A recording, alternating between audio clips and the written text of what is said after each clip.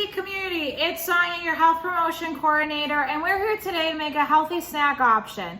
So I don't know how many of you have ever heard that snacking can be really bad for you. A lot of people have this misconception that all snack foods are junk food, high in calories, high in fat, high in sodium. Well, we're here to squash those ideas today and make a healthy snack with oven roasted zucchini.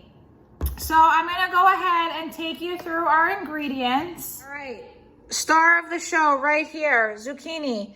Look at this whopper.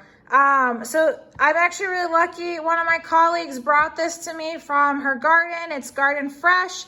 If you cannot find a zucchini this big, which honestly, I've never seen them this big in the grocery store, I would recommend getting like between 2 and 4, kind of depending on personal preference.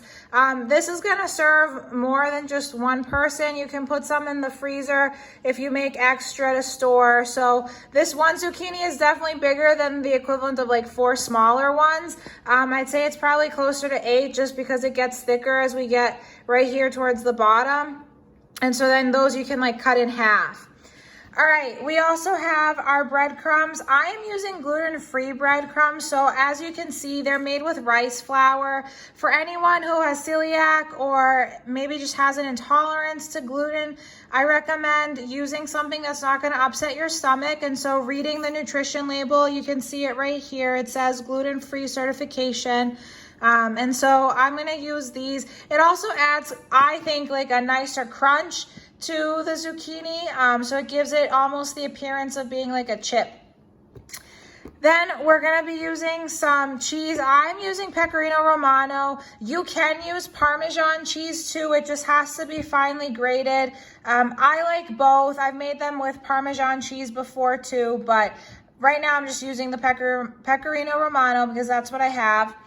And then we're gonna use an egg. I'm not gonna lie, with a zucchini of this size, I will definitely have to use more than 1 egg, but if you were to make it from the store, like store-bought for zucchini, 1 egg is all you're actually gonna. Last but not least, we're just gonna season it with a little bit of ground pepper. So I always say about 1/4 teaspoon, but again, that's to taste, and I will be guesstimating because I have a peppercorn grinder. From the kitchen tool perspective, you're obviously gonna need a knife with which to cut the zucchini, a cutting board.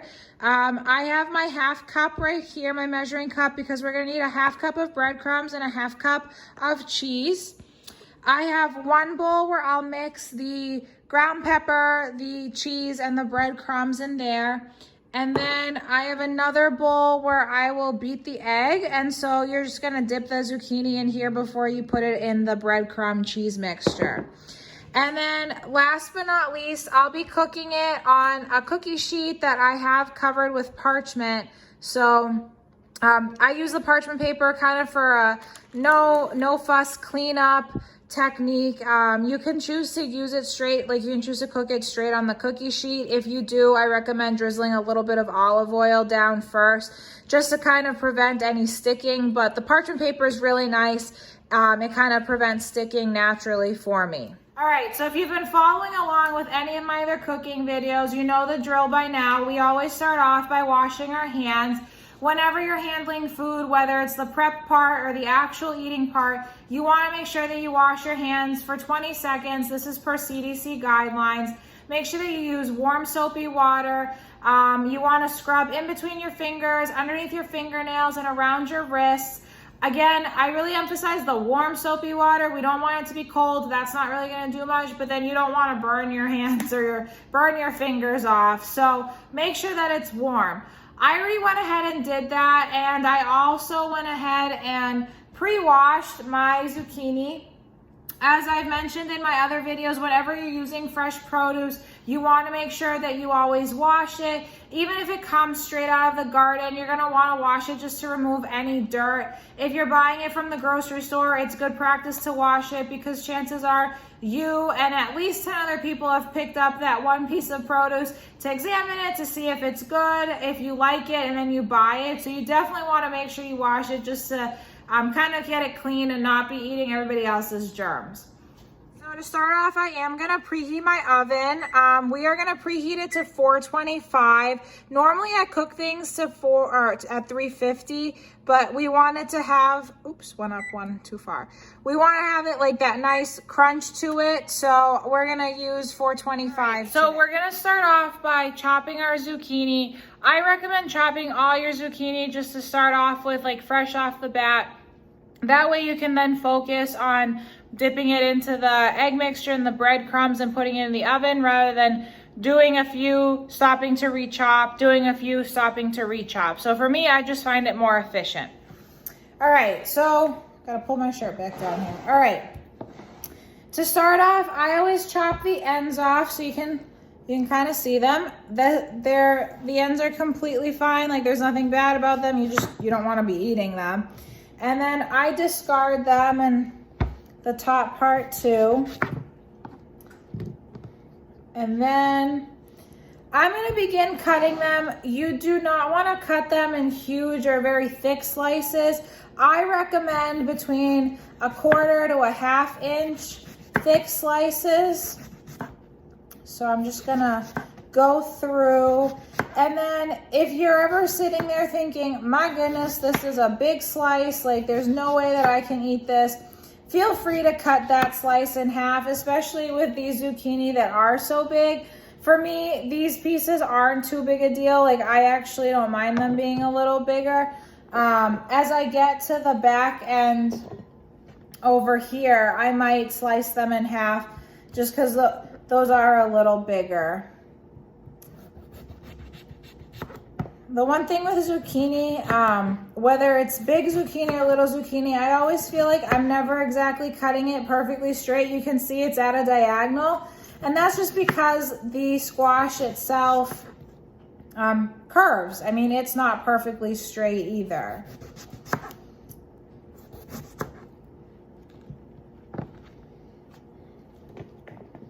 All right, so I'm just putting them in my bowl. Zucchini are very high in fiber, as are many fruits and vegetables. The other thing with zucchini is, well, I guess, again, any form of vegetable, it's better for your heart health. And I like making, I guess I call like zucchini chips or kind of vegetable chip-like snacks, because they are lower in sodium.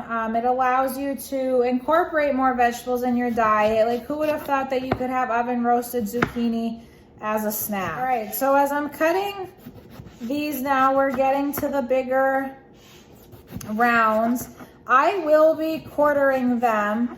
Another alternative for these, so if anyone is a vegetarian, you could actually make yourself kind of like a mini sandwich out of these. When they are breaded and they're put in the oven, they do kind of come out with a little bit more of a meatier consistency. So a lot of people use eggplant sometimes in substitution of meat. If you don't have eggplant, the oven roasted zucchini could also give that air. And if you just top it with some lettuce and tomato, you know, and you could make kind of a sandwich with like 2 of the breaded zucchini and putting your fillers, so your lettuce and tomato in here and maybe a piece of cheese.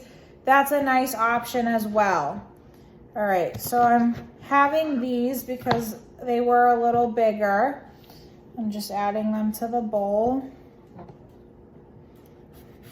Trying to be even here. So this one's probably like the thickest I'd go with, that 1/2 inch. Cut again. I can't seem to cut it straight. Okay, so I'm just gonna go ahead and keep chopping away here. I will be back when we're ready to actually begin breading the zucchini. With the zucchini, as you can see, some of mine are in like quarter wedges, others are in halves. It's really up to you what size you want. I kind of like a mixture of them, a mishmash per se. So yeah, I'm just gonna leave that like this, like that, and then I'm gonna start making our egg. So for the egg, very simple. You take a bowl, you crack an egg in the bowl. Here it is. and then we're just gonna beat it together. Because I just touched raw egg, I am gonna go ahead and wash my hands right now before making the breadcrumb mixture. And that's really just because I don't wanna potentially expose anything to salmonella. Even though this is all gonna get cooked at a very high temperature, I don't wanna touch like my counter or something else that I may then not end up cooking. So I'm just gonna go ahead and wash my hands now. And then we're just gonna beat it together. Again, I mentioned earlier, this zucchini is that one zucchini is way more than 4 like medium-sized ones. So I'm gonna need to repeat this process a few times, but if you're just buying like 4 medium zucchini from the store, 2 to 4, 1 egg is gonna suffice. All right, so now that that's all mixed, I'm gonna push it off to the side and bring my other bowl, and I am going to use a 1/2 cup of breadcrumbs. And if you remember correctly, I'm using gluten-free breadcrumbs. They're made with rice flour. For anyone who is not gluten-free, they're just nice because they do give it that extra crunchier, crispier taste. I need to use another. Good thing I bought another container today. So here we go, I gotta open that. When you are buying things like the breadcrumbs, you want to make sure that it's sealed underneath here. If it's not sealed, definitely return it back to the store. Don't use it. All right, and so we're gonna another 1/2 cup, or not another 1/2 cup. We're gonna add, to make this a 1/2 cup. The nice thing is you can kind of shake it flat. So I'll try to tilt it, but you'll see that's our 1/2 cup. So we're gonna put that in there. And I always save the measuring cup off to the side. I'll be using it for the cheese as well. And so I mentioned I'm using Pecorino Romano. You can go ahead and use Parmesan cheese. The nice thing about Pecorino Romano, and even actually Parmesan, for being a cheese, it's not very high in fat. So in total, like 1 tablespoon has 1.5 grams of fat in it, and you only get about 1 tablespoon when you're when you're actually eating a serving. All right. Well, if you also know me, if you've watched any of my other videos, you know I like less utensils for cleanup. So I'm just gonna scoop the cheese out here. You can also choose to actually dig it out with a spoon and put it in your measuring cup, but I'm doing it this way. All right, so there we go. We have our 1/2 cup. Gonna dump that in there. And then since I'll be using the cheese again, but in the meantime, I'm just gonna put it in the fridge to store it in there. And then I am gonna go ahead and add in about a 1/4 teaspoon of black pepper. So I'm just using my peppercorn grinder. If you've been following along, you've seen, I guess, the progression of my peppercorn grinder and my pepper usage. So who knows? Today might be the day that I actually get to open up a new container, bust it out, or you know, we might just keep on hanging on over here. So.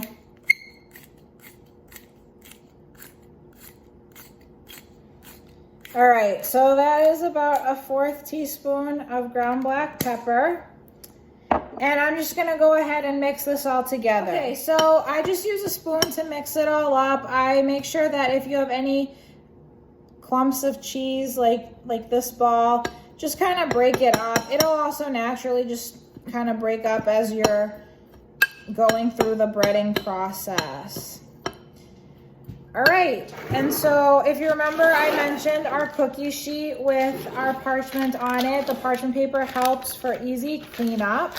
So I'm just gonna go ahead and start. I make myself almost a little production line. So I have my zucchini. I'm gonna dip it in here. Make sure you really coat it because the breadcrumbs are gonna stick to it. And then you are gonna need to use your hands. I'm just then gonna stick the zucchini in my breadcrumb mixture. Sometimes I use the spoon to kind of help me get on top of it. Shake it off a little, flip it, put some, shake it off again. So it's lightly coated. All right, and then once our zucchini is coated, we're just gonna take it and place it on the cookie sheet. So I'm gonna keep repeating this process. That's what it looks like. That's what it looks like when on the cookie sheet. So I'm just gonna keep repeating this process and I'll show you, I'll meet you again when we go to place it in the oven. This is what our tray looks like now that it's done and it's ready to be put in the oven. As you can see, they're very lightly coated. You don't want heaping coats of bread and Parmesan cheese. You very much want to maintain the actual vegetable, and that's part of what gives it like the heart health and helps you maintain the heart health for the vegetable. Oven. In they go. Careful not to actually touch the oven. I want to cook them for around 15 minutes. You're going to look and you can see that they'll be a golden brown, but at that 15-minute mark, you're just going to want to check it out. So I'll go ahead and set a timer and I'll meet you there. Okay, well, our zucchini are ready to come out of the oven. Again, oven safety tip, whenever you're taking anything out of the oven, when it's hot, you want to use your oven mitt. Mine are Mickey Mouse. And then it has a nice silicone grip on the back. So you want to make sure that you use that. You never touch a hot pan with your bare hands.